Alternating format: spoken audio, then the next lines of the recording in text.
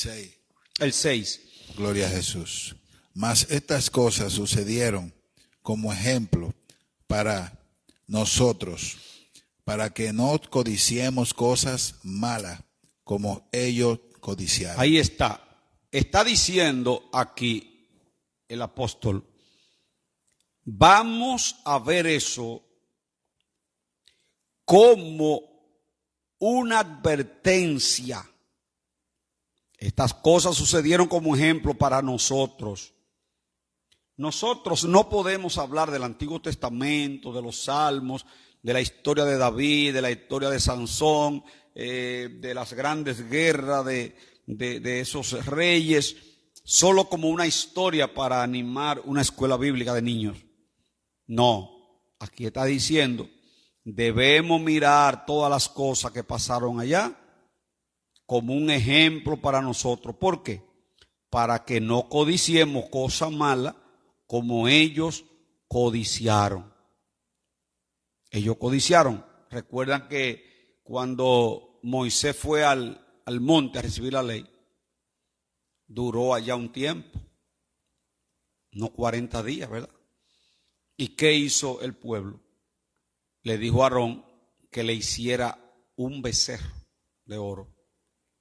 Y la Biblia dice, comenzó el pueblo a fornicar, o sea, entraron en una codicia carnal, porque un abismo llama a otro abismo. Y cuando una gente falla a Dios, el pecado viene como las ametralladoras, que un tiro, cuando una ametralladora usted la soba y comienza, se va uno detrás de otro. El pecado se va uno detrás de otro, uno detrás de otro. Y ahí a ellos vinieron a la fornicación, comenzaron a hacer de todo ahí, de todo. Entonces está diciendo el apóstol Pablo que no codiciemos cosas malas como ellos codiciaron. ¿Qué es codiciar? Es querer algo que no se puede. De hecho, no es ni siquiera hacerlo. El asunto ya de codiciarlo ya es un pecado. Cristo dijo, oíste que fue dicho, no cometerás adulterio. O sea, encontrar a la persona en el acto mismo de adulterio. Y dice Cristo, pero yo digo que el que mira a una mujer para codiciarla, ya adulteró con ella. No quiere decir que usted no va a ver una mujer, porque tendría que ponerse maquister en los ojos. La vas a ver, pero hay una gran diferencia entre ver y codiciar. La codicia es un deseo profundo en el corazón y en la vista que lleva al hombre o al ser humano a desear de una manera con lascivia lo que es el pecado. Entonces dicen, no, estas cosas sucedieron para que no codiciemos cosas malas como ellos codiciaron. Pero dice, no seáis idólatras, como algunos de ellos, según está escrito. Se sentó el pueblo a comer y a beber y se levantó a jugar. Eso fue en aquel día que Moisés subió y rompió la tabla de la ley. Se levantó a jugar. El 8, Joel. Ni forniquemos, como algunos de ellos fornicaron, y cayeron en un día 23,000. 23,000 que mató Jehová en un solo día. Y oiga, ¿por qué lo mató? Por la fornicación. Ustedes recuerdan cuando Moisés bajó con la tabla de la ley, se incomodó y la estrelló y la partió. Y ahí vino ese día una matanza de 23,000 personas. Usted podría decir hoy, bueno, pero estamos en la gracia. Es más peligroso, porque es posible que usted esté fornicando y siga igual en la iglesia, normal, y quizás muy poca gente se den cuenta. Y quizás usted siga tomando Santa Cena y siga hasta haciendo algún ministerio. El problema es que se muere espiritualmente. Y la muerte espiritual es más peligrosa. Porque cuando la persona se muere espiritualmente, entonces es difícil que logre recuperarse. Muerto espiritualmente. Dice en Apocalipsis, tiene nombre de que vive, pero está muerto. Tiene nombre de que vive, pero está muerto. Entonces, 23,000 personas que murieron en un solo día. Antes de venir Cristo, la ley, que no estaba la sangre de Cristo de por medio, era muy difícil el asunto. Fíjense que aún el sacerdote, el sumo sacerdote, que entraba al lugar santísimo y entraba en pecado, sonaba una campanita allá adentro y había que sacarlo muerto, porque Dios en ese tiempo con el pecado tenía el cumplimiento de su ley con toda la fuerza. Por eso es que hay que agradecerle tanto a Jesucristo que vino por nosotros, porque al Cristo venir todo cambió. Pero tampoco podemos, como dice el apóstol Pablo, convertir la gracia de Dios en libertinaje. Al contrario, como Cristo pagó por mí, ahora por amor yo debo obedecerle a Dios. Aunque quizá no me va a matar, aunque Dios también lo ha hecho, porque Ananías y Zafira lo mataron. Pero aunque no me vaya a matar, pienso que para cuidar mi vida espiritual, no hacer lo que Él prohíbe. El 8, el 9, Joel.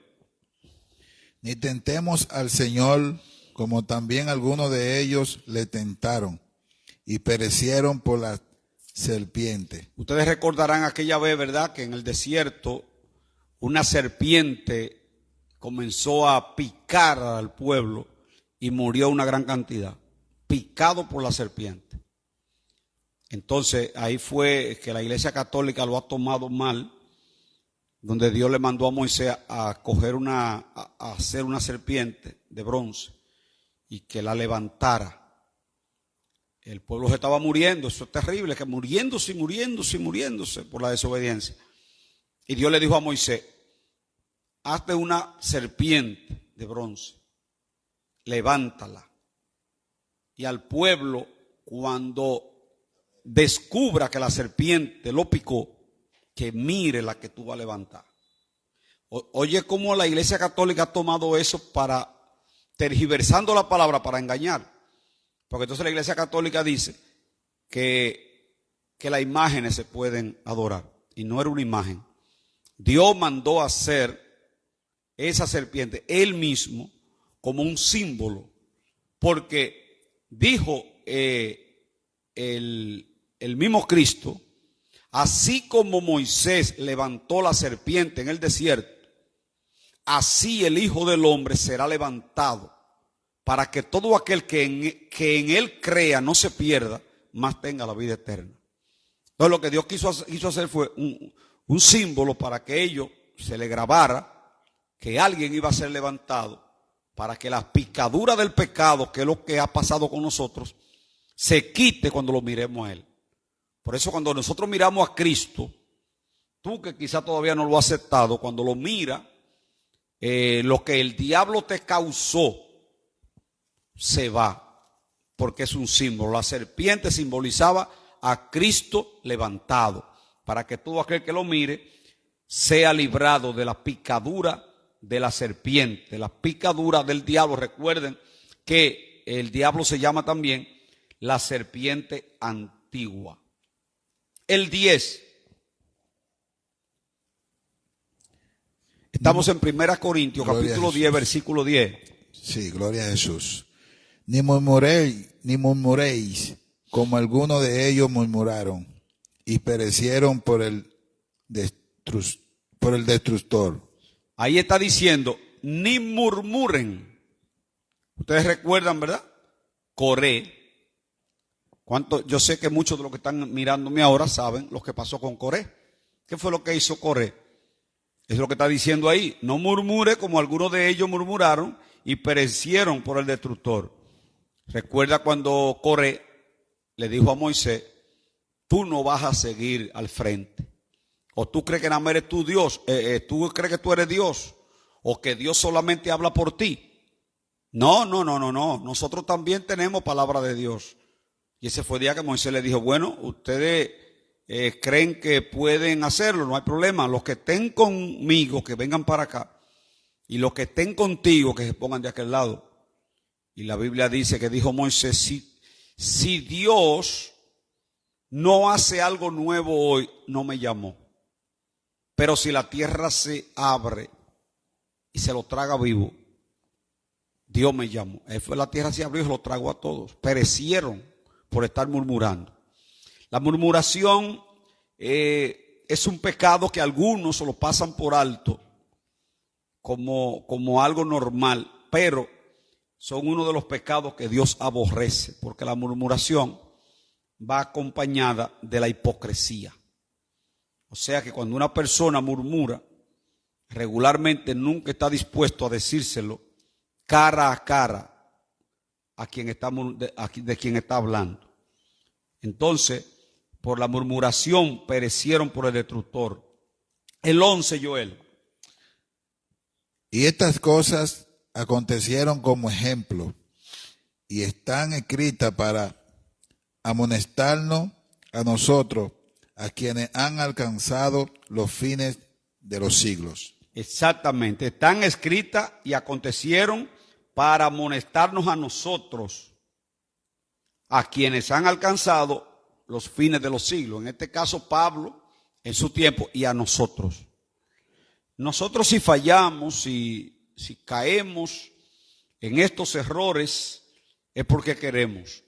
Porque aquí, si usted le dedica tiempo a todo lo que la palabra enseña, usted es difícil que cometa esos errores. Porque usted dice, yo no voy a hacer lo que hicieron ellos, yo no voy a murmurar, yo no voy a tentar a Dios, yo no voy a fornicar, yo no voy a ser idólatra.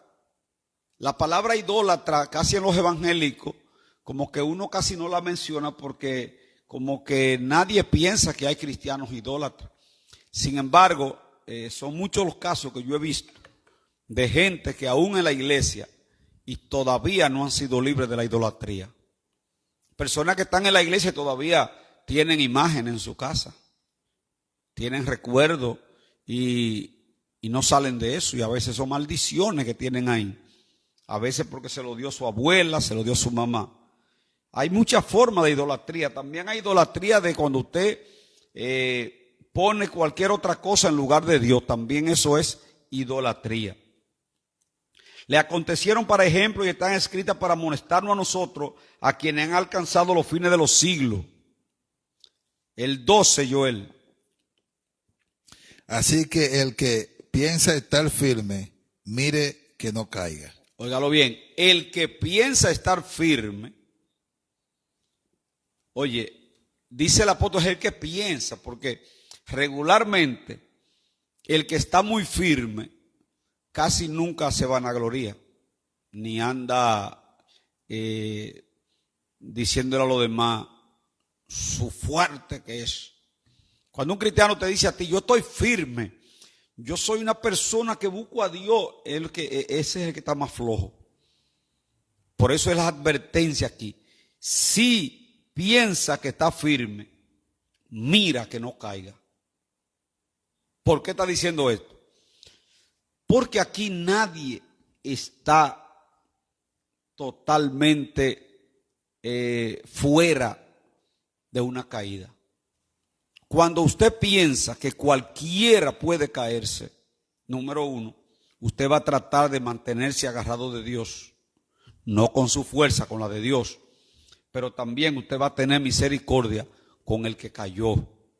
De hecho, Pablo lo dice a los Gálatas, que si alguno ve a otro que cometer alguna falta, los que son espirituales, que les restauren con espíritu de mansedumbre, considerándote a ti mismo, no sea que tú también seas tentado. O sea que tú puedes también caer en lo mismo.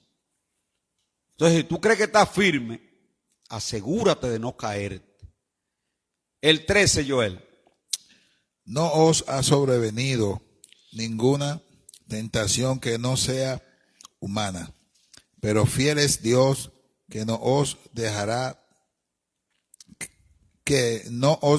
ser tentado más de lo que podéis resistir, sino que dará también juntamente con la tentación la salida para que podáis soportar. Lo que está diciendo ahí es lo siguiente. No sé si Joel podría abundar un poco en ese versículo. ¿Qué tú entiendes ahí?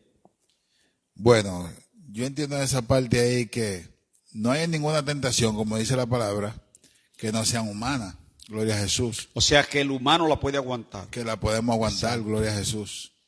Y yo en esa parte digo que debemos hacer como José. José le vino a la tentación, ¿y qué hizo José? Ahí no tuvo que orar ni tuvo que sino salió corriendo porque él entendía que... Y mira que José pudo haber puesto una excusa, porque José pudo haber dicho, yo no lo hice por deseo, era que me iban a matar. Esa mujer me iba a matar, yo no tenía más salida. Hay gente que le fallas a Dios y luego se justifica. Era que yo no tenía otra salida. No, es que yo tuve que decir esa mentira porque es que no me dejaron más salida. Es que si le digo la verdad, iba a tener problemas. Entonces ahí viene lo que dicen algunos, mentira piadosa. Entonces, José tenía, vamos a decirle, una causa o una razón, humanamente hablando, válida, pero no para Dios. No para Dios, porque él demostró que se puede decir que no al diablo. Entonces, si te está diciendo, no te ha sobrevenido, vamos a poner un hermano que te diga a ti, Joel, lo que yo estoy pasando, esto no lo aguanta nadie. Si te dice eso, no está claro en la palabra. Porque lo primero es que todo lo que me venga a mí y todo lo que te llegue a ti, tú lo puedes aguantar. No hay forma de yo explicarte el asunto y decirte, no, tú no vas a aguantar eso. Es posible que lo que te llega a ti, Joel, yo no lo aguante. ¿A usted no le ha pasado que usted han visto gente que dice, no, por eso yo no lo aguanto, creo yo? Pero es posible que no te llegue a ti. Porque Dios se lo permitió a Julio, porque él sabe que Julio lo puede aguantar. Pero es posible que lo mío, ustedes no lo puedan aguantar. Pero yo no puedo aguantarle a ustedes.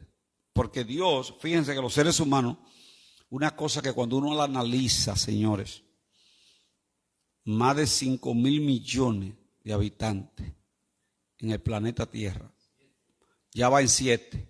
Bueno, los árabes solamente son 1.500. Si vamos por 7 y pico, creo ya, 7.000 millones. Señores, y ese dedito, miren, ¿y cómo es posible que la huella digital de 7.000 millones no coincida en ninguna en el mundo? Pero yo a veces me pongo a pensar en eso y me miro así. Y a veces cuando yo la pongo, ¿sabes que ahora en los celulares uno para la cuenta de banco, con la huella digital puede escanearla? Y uno la ve cuando van entrando al celular, se ven. Digo, pero ¿y cómo es posible? ¿Dónde hay espacio? ¿Dónde hay? Mírenselo ustedes, dedito, para que ustedes se den cuenta. ¿Dónde hay espacio para que todas sean diferentes? 7.000 millones. ¿Y dónde está ese espacio? Para que no sean, porque tú te pones a escribir en un cuadernito, tú haces huellas digitales. Y dices, bueno, ya hice una, déjame hacer otra ahora, déjame hacer otra. Y ya cuando tú lleves 2 o 3, ya tú no tienes más opciones. Y 7.000 millones, lo que están ahora, pero ¿y los que se murieron? Y ni los que se murieron, ni los que estamos ahora, ni los que van a llegar, ninguno van a tener 2 iguales. ¿Qué indica eso, Joel? Que tú eres único delante de Dios. Tomás del Orbe es único delante de Dios. Julio Soler es único. Y el único que conoce a cada uno fue el que le puso la huella digital. Entonces, como nos conoce perfectamente, a cada uno sabe qué le puede permitir al diablo que haga con él. Tú lo leíste, yo lo voy a leer otra vez.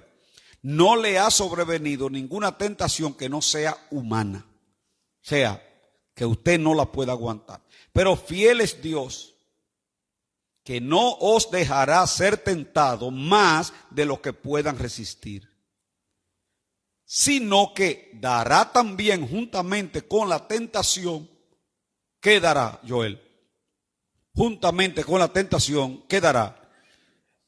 La salida. Exactamente, o sea, te llegó la tentación fuerte, pero no vino sola. Dios te dio a ti la herramienta y te dejó una puerta por donde tú vas a salir. Dice, juntamente con la tentación la salida, ¿para qué? Para que podáis soportar. Una hermana le dijo en estos días a mi esposa, en una conversación que tuvieron, no, pero ustedes tienen una capacidad de aguantar demasiado grande. ¿Sabe que a veces, Julio a veces me dice, que es que siempre me acompaña a las actividades desde hace más de 20 años, y Julio siempre me dice que él observa que hay testimonios que yo lo doy que no lo he dado nunca, y me llegan a veces ni siquiera en mi iglesia, en otra, y me dice, Julio, ¿usted nunca ha dado ese testimonio? Porque son tantas vivencias que uno tiene, y yo nunca me las propongo decirla, o sea, es en el momento que el Dios pone en el mensaje para que quizá alguien lo está necesitando. Entonces cuando uno comienza a hablar de todo lo que uno ha pasado, la gente dice, ¿y cómo te aguantó tanto? ¿Y cómo es posible? Entonces ahí es donde uno le dice, no, pero espérate, es que todo eso que yo pasé, yo podía aguantarlo. Ahora tú no lo podías aguantar. Pero es posible que el otro, porque a mí me han dicho cosas, hermanos que han pasado situaciones que yo digo, wow, pero mira, ¿y cómo ha aguantado eso? Pero ese hermano, Dios lo conoce y se lo permitió a Satanás. ¿Qué fue lo que le dijo a Pedro? Satanás me ha pedido zarandearte. ¿Sabe lo que es zarandear? Le explico el término. Zarandear es cuando usted coge el trigo y lo sacude con violencia. Movimiento rápido, brusco, donde ese zarandeo va sacando lo que es impureza, pero lo que en el caso de Satanás lo que le iba a hacer a Pedro era un zarandeo, eran unos movimientos bruscos para desenfocarlo, para sacarlo del propósito, y lo logró casi. Si Cristo no ora, ahora yo le pregunto a ustedes, ¿por qué Cristo oró por Pedro? Porque él sabía hasta dónde Pedro llegaba. Y Cristo sabía que esa tentación no la iba a aguantar si él no le mete la mano. Si Cristo lo deja solo, a que él con su capacidad enfrente, se pierde.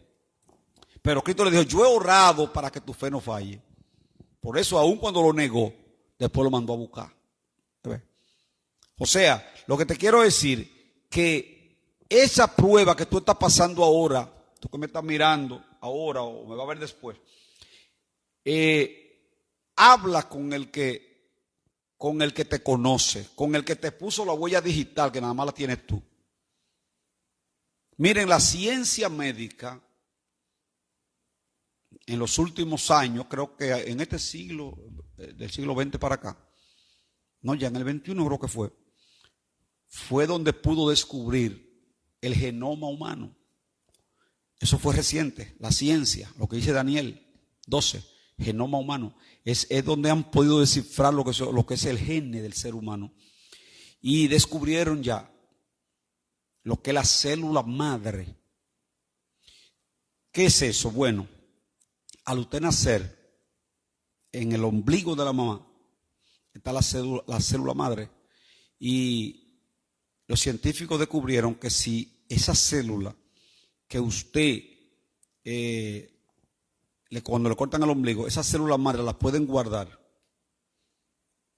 y se mantiene guardada por mucho tiempo, cuando a usted le llegue la enfermedad que lo va a matar. ¿Por qué? Porque el cuerpo humano al nacer ya viene con la vulnerabilidad de la enfermedad que va a morir. Ya el cuerpo trae el defecto. Es vulnerable a este tipo. Por eso es que hay gente que mueren de cáncer porque lo heredan. Y al nacer ya vienen con la deficiencia de que el cáncer le va a atacar. Pero entonces las células madre pueden ponérsela después de viejo, la misma que él tenía cuando nació. Si se la ponen, el cáncer no lo puede matar. Por eso hay gente que están guardando células madre. Pero ¿qué es lo que le quiero decir? No estoy tratando de darle ciencia, sino que al nacer una persona trae lo que posiblemente lo va a llevar a la tumba. Lo que indica, como yo siempre digo predicando, todos tenemos la fecha de vencimiento. Sin embargo, ese Dios que sabe de qué tú vas a morir al nacer, que sabe de qué tú vas a morir, es el único que puede cambiar ese pronóstico. Y aunque tú vengas siendo vulnerable a un tipo de enfermedad, sin embargo Dios te puede prolongar la vida. Y que eso, ¿cuánta gente con cáncer se han salvado y Dios lo ha sanado? Para que tú veas que cada persona viene ya con su defecto de fábrica, como dicen. Claro, estamos hablando ya después que Adán pecó, porque antes de Adán pecar eso no iba a pasar. El pecado de Adán fue que trajo esa debilidad, porque cuando Dios hizo a Adán no lo hizo para morir. Adán no fue hecho para morir. Si Adán llega a comer del árbol de la vida, él no se muere. Recuerde que cuando pecó, le dijo Dios a un querubín: mantente en la puerta para que no entre el hombre y coma del árbol de la vida y viva para siempre. Porque él iba a comer si vencía el pecado. Si Adán le decía que no al diablo y Eva, ese era su examen final para cruzar a donde estaba el árbol de la vida. Y cuando lo comieran ya no iban a morir nunca. Pero al pecar, ese árbol de la vida se cerró. Y ya ellos no lo podían comer. Entonces, nosotros, que es la parte donde nos estamos deteniendo un poco, a cada ser humano que Dios lo conoce, sabe que puede con una cosa y con otra no. Por eso siempre piensa: lo que me llegó, yo puedo. Yo puedo con eso. Con lo que me llegó, yo puedo. El versículo 14, Joel, estamos terminando. Por tanto, amados míos, huid de la tentación. No, huir de la idolatría. Sí, huid de la idolatría. Como a sensatos hablo, juzgad vosotros lo que digo. La copa de bendición que bendecimos no es la comunión de la sangre de Cristo. El pan que partimos no es la comunión del cuerpo de Cristo. Siendo uno solo el pan, nosotros con ser muchos somos un cuerpo, pues todos participamos de aquel mismo pan. Voy a seguir rápido. Mirad a Israel según la carne. Los que comen de los sacrificios no son participantes del altar. ¿Qué digo pues? ¿Que el ídolo es algo? ¿O que sea algo lo que se sacrifica a los ídolos? Antes digo que los gentiles sacrifican, a los demonios los sacrifican y no a Dios. Y no quiero que vosotros os hagáis partícipe con ellos. Recuerden también que estamos en Primera de Corintios. Y recuerden que aquí fue donde Pablo le habló sobre lo sacrificado a ídolos. Y que en esa ciudad todo el que no era cristiano acostumbraba que antes de comerse un animal, lo llevaban a la carnicería, primero iban y lo sacrificaban a un ídolo. Toda casi la carne que vendían en la carnicería venía de un animal que primero hacían un rito diabólico, ofreciéndosela a un ídolo, y luego la iban a vender a la carnicería. Por eso el apóstol Pablo, en otro capítulo, le dijo: de todo lo que vendan en la carnicería, compren sin preguntar nada, por motivo de conciencia. O sea, con la oración que ustedes hagan, esa comida está santificada. Por eso aquí él tiene que hacer tanto énfasis en la idolatría, porque era que esa ciudad estaba plagada de idólatras. Entonces dice aquí: lo que los gentiles sacrifican, lo sacrifican a los demonios y no a Dios. Y no quiero que ustedes se hagan partícipe con los demonios. El 21, Joel, casi terminando. No podéis beber de la copa del Señor y la copa de los demonios. Párate ahí. Aquí está hablando ahora más amplio. Esto va para la gente que están en la iglesia, Joel, y tienen doble vida. Eso sí es lamentable cuando usted está en la iglesia con doble vida. Usted se congrega, pero cuando sale de ahí va a hacer otra cosa. Dice Pablo, no puede beber la copa del Señor y la copa de los demonios. Oye, hay gente que son apretados porque una persona que va y toma la Santa Cena y luego sale por ahí a pecar libremente. Hay que tener valor para eso. Hay que tenerle poco temor a Dios. Por eso dice, usted no puede participar de la copa del Señor y también participar de la copa de los demonios.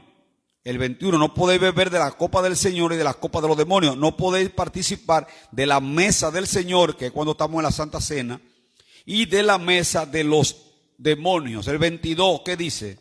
Y provocaremos a celos al Señor. O provocaremos a celos al Señor. Somos más fuertes que Él. Oye lo que está diciendo. Cuando tú, especialmente los idólatras, porque idolatría es cualquier cosa que quita a Dios y le da el lugar a esa persona de Dios. Cuando usted hace eso, está provocando a celo a Dios. Es como cuando usted a su esposa le hace, como dicen en mi campo, le hace un galanteo con otra. ¿Tú te imaginas, Joel, que tú le pases por el lado a Mantina abrazando a otra mujer? Eso es provocándola a celo. ¿Y cómo se pondría ella, verdad? Pero dice la palabra, el espíritu que Él ha hecho morar en nosotros nos anhela celosamente. Cuando el Espíritu Santo te ve a ti coqueteando, Él se pone celoso. Eso es lo que está diciendo. O sea, provocaremos a celo al Señor. Somos más fuertes que Él. O sea, no podemos. No podemos. Entonces, cuando usted pone cualquier cosa en el lugar de Dios, lo está provocando a celo. Ahora, el 23 y el 24, que vamos a terminar, Joel, ahí. Yo quiero que tú lo leas primero el 23 para que le pongamos la tapa al pomo a este estudio. Todo me es lícito, pero no todo me conviene. Me es lícito, todo me es lícito, no todo me es lícito, pero no todo edifica. Eso se llama un cristiano maduro. Oye esto, Pablo está diciendo, en la libertad que tengo en Cristo, todo me es lícito. Porque ahora no estamos bajo los yugos de aquellos tiempos de esclavitud de la ley. Pero Pablo dice, aunque todo me es lícito, no todo conviene. ¿Sabían que hay cosas, y mucha gente quizás no esté de acuerdo conmigo? ¿Tú sabías que hay cosas, Joel, que yo estoy seguro que no es malo, pero yo no lo hago? Y yo estoy seguro que no es malo. El creyente maduro, aun cosas que sabe que no son malas, si eso va a ocasionar que otro tropiece, mejor va a sacrificarse. Oye lo que dijo Pablo. Si el comer carne le es ocasión de tropiezo a mi hermano, dijo Pablo, yo no comeré carne jamás para que mi hermano no tropiece. Recuerden lo que le dije hace un momento, el problema en los corintios, que ya ellos no querían comer carne, porque toda la carne casi estaba sacrificada a ídolos. Entonces, con este tema de que yo decía, no, Pablo, pero mejor no comer carne, porque todas las que compramos vienen ya de un rito. Entonces Pablo dice, bueno, miren, le voy a decir una cosa a ustedes. Si el yo comer carne lo va a hacer a ustedes tropezar, yo no como carne y se acabó. Sí, espérate, yo que tú vas a tener una participación ahora. ¿Qué quiere decir eso? Muchísimas cosas que yo la puedo hacer, pero como pastor voy a hacer tropezar a gente. Yo prefiero no hacerla. Y yo consciente de que en la Biblia eso no es un pecado abierto, así pecador, pero puede hacer que el hermanito tropiece. No todo el mundo tiene esa madurez. Es más, hay gente que hace la cosa de maldad para decir a los hermanitos, mira que yo lo hago y qué. Y que yo recuerdo que cuando yo trabajaba, iba un ministro y yo trabajaba en un restaurante, y él pedía whisky a la roca, un vaso de whisky a la roca, y él se lo bebía públicamente, y eso no es nada, y eso, conmigo trabajaban creyentes, y eso le estaba haciendo daño. Sin embargo, él con la madurez que tenía, según tenía, quería demostrar que eso no es nada beberse ese vaso. Entonces, quizá, o no, quizá no, porque lo estaba haciendo malísimo. Porque no es que se bebió de un chin de vino de ese que uno toma en Santa Cena, sino que un whisky a la roca. Pero hay lugares donde cristianos beben. Pero también hay cosas que el cristiano debe cuidarse para que otros no tropiecen. ¿Por qué usted tiene que ser la nota discordante? Porque si usted está en una sociedad donde algunas cosas son violentas, por ejemplo, hay palabras en Venezuela que allá son malas palabras, pero aquí no. Y usted dice, pero eso no significa, por ejemplo, la palabra de aquí normal, la San Antonio. Los cristianos españoles dicen eso como comerse un pan. Unos hermanos que fueron a España a una iglesia, el que estaba predicando, él decía, claro, yo tengo un gozo que es San Antonio. O sea, predicando, y eso es San Antonio diciendo esa mala palabra en el púlpito. Así mismo. Y ellos sienten que eso no es nada. Pero, por ejemplo, en Venezuela hay palabras que nosotros las decimos cada rato, pero allá son malas palabras. Entonces, si usted sabe que en Venezuela esa palabra es mala para esa sociedad, usted debe cuidarse de no decirla. Es posible que lo que aquí es una mala palabra, en otros países eso no tenga nada de malo. Pero entonces usted aquí no la diga porque aquí es una mala palabra. Por ejemplo, el que la escucha sabe que es una palabra deshonesta. ¿Qué es lo que es una palabra deshonesta? Lo que en tu cultura violenta la moral. En otra quizá eso no es nada, pero en la tuya, en la que te ha tocado ministrar, en la que te ha tocado vivir, tú ahí debes cuidarte. Porque si tú lo haces, otros van a tropezar con eso. Joel, tú ibas a decir algo. Sí, no, que me pasó algo similar, según a los sacrificios. Y en estos días llevó a la esposa mía y la hija mía, llevaron unos vasos, varios vasos con dulce, con arroz con dulce, arroz con leche.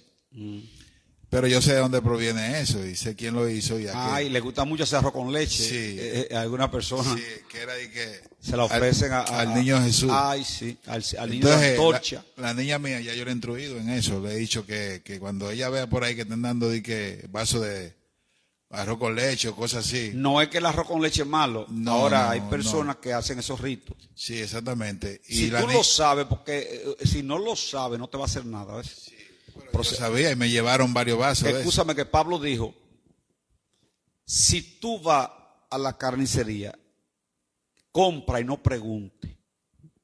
Pero si alguien te dice eso fue sacrificado a los ídolos, no lo comas, porque ya te lo declaró. Y si tú lo haces, él declarándotelo, no que a ti te va a afectar, sino él va a ser afectado. Porque va a decir, pero él lo sabe y se la comió. ¿Te ves? Entonces es un asunto de conciencia, dice Pablo. Y los vasos, cuando yo le dije, la niña mía sabía, porque Mantina fue que lo había llevado. Y ella me llevó unos vasos y la niña le dijo, papi no se va a comer eso. Yo la oigo hablando. Yo estaba en la habitación, la oigo hablando. ¿Qué es lo que yo me voy a comer? Dice la niña, este arroz con leche que trajo mami ahí, ¿y tú sabes de dónde viene eso? Digo yo, ¿eso lo hizo fulana? Le digo, sí. Dice Mantina, sí. No. Tú sabes que eso es sacrificio al niño Jesús. Así que, bota eso. Y no se lo comieron. No se lo comieron. No se lo comieron. Y después ella me hizo un arroz con leche. Yo le damos un arroz con leche. Manda a hacer uno. Tú le compras el arroz. Manda a hacer uno. Exactamente. Son de las cositas que se ven sencillas, pero uno debe cuidarse. Además, en esta guerra espiritual, hay que tener mucho cuidado porque hay mucha influencia. Pero si tú te lo comes y no sabes y oras, tranquilo. Pablo dice que por la oración es santificado. Cuando tú levantes esa mano y dices, Padre, mira estos alimentos, los presento a ti. No importa, mira, fuese un brujo que lo hizo y no te va a hacer nada. Pero si tú lo sabes, ya tu conciencia tiene el conocimiento. Todo me es lícito, pero no todo conviene. Y todo me es lícito, pero no todo edifica. Entonces, nosotros como creyentes, si nos damos cuenta que algo no edifica, ¿por qué estar? Mire, le voy a decir algo, Joel. Si hay una conversación que tú estás sosteniendo, aún sea de Dios, óigalo bien, sea con un hermano de la iglesia, donde tú vives, donde sea, una conversación que tú te estás dando cuenta que no está edificando, porque lo que está produciendo es una discusión, un irrespeto, déjalo. Porque es que nosotros tenemos que buscar lo que edifica. Lo que no edifica, mire, lo voy a leer otra vez. Todo me es lícito, pero no todo edifica. Cuando el creyente entienda que estamos llamados a edificar, todo lo que sea contrario a eso, usted lo va a rechazar. Una crítica no te va a edificar. Que un hermano va a hablarte de otro, no te va a edificar. Que vienen a proponerte cosas que tú entiendes que a Dios no le agradan, eso no te va a edificar. Una película que lo que va es a contaminarte la mente. Son muchos los cristianos que están viendo películas que le están haciendo daño. Una cantidad de mujeres ahora, porque ahora no son novelas, pero son series. Entonces, esas series tienen a las mujeres, a muchas, y a hombres también, totalmente esclavizados. No, pero no hay una cosa más diabólica que esa serie. ¿Por qué? Porque tú ves una película hoy, a mí no me gustan las películas, muy difícil, pero tú ves una película y pasó y ya. Pero las series son tan diabólicas que te van dejando lo mejor del capítulo, ahí termina, para que tú vuelvas más temprano y te conviertes en un esclavo. Entonces, cuando hablamos de película, de serie, novela, son cantidad de cosas que no te edifican. Ahora te pregunto, ¿cómo tú te sientes cuando terminas de verla? ¿Hay unción? ¿Sientes pasión por Dios? Hay gente que ha perdido la pasión por Dios porque se han puesto a dedicarle tiempo a lo que no le edifica. Yo no dije que pecado, yo dije que no te edifica. Y yo te pregunto, ¿y si no me edifica? ¿Para qué yo voy a estar viendo eso? Yo no le estoy diciendo que no vea ni que no vaya al cine. Yo no le estoy diciendo que eso sea pecado. Pero el creyente sabio va a tratar de hacer lo que le edifica. Por eso que usted va a encontrar cristianos que están llenos y cristianos que están fríos. Cristianos que están en la iglesia y ya no sienten nada. Porque la mente se le ha llenado de cosas que no le edifican. Lo que tiene es un almacén de basura en la cabeza. Diferente al creyente, que hay un estudio, está ahí. Ora en su casa. Si tú lo encuentras en cualquier momento oyendo un mensaje o un coro o una canción, está en lo de Dios. Pues ese cristiano que nada más está buscando cosas seculares, más muerto que Judas. Entonces, terminamos aquí. Un poquito duro se puso al final de este estudio. No todo edifica. El 24, ninguno busque su propio bien, sino el de los demás.